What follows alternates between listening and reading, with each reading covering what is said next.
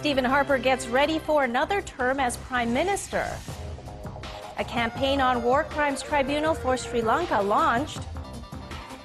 And Pakistani Prime Minister defends intelligence services.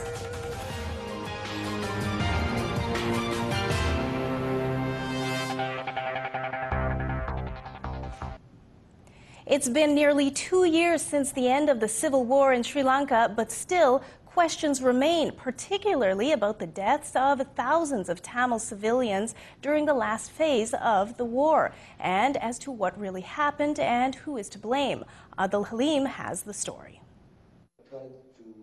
This afternoon, a Tamil group called the Transnational Government of Tamil Eelam kicked off the worldwide signature campaign, urging UN Secretary-General Ban Ki-moon to act on the report he commissioned on accountability in Sri Lanka. At the end of March, a panel of experts found, quote, credible allegations that the Sri Lankan army and the Liberation Tigers of Tamil Eelam were both guilty of crimes against humanity. The Sri Lankan government is trying to block the implementation of the recommendations of this report by the panel of experts, and they are carrying out a signature campaign in Sri Lanka, and we are organizing a signature campaign worldwide to press the UN Secretary General to implement the recommendations. Earlier today, the U.S. Assistant Secretary of State, Sid Colombo, has promised to address the allegations of possible war crimes.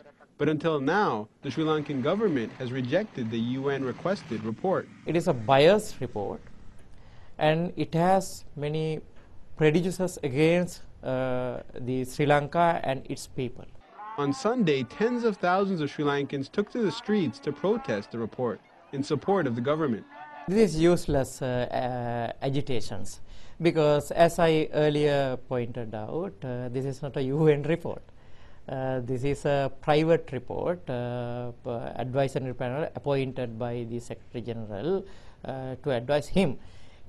Even we don't know whether he is going to accept that report. It's a wide-ranging report, in my view, one of the most objective, credible documents we have to date on the situation in Sri Lanka. I'm concerned that the report itself has not received a lot of airtime, particularly here in Canada. Professor Sherry Aiken says both sides committed egregious human rights violations, but it's an issue our government hasn't focused on. Absolutely deafening silence on the matter of Sri Lanka, and that to me is astounding.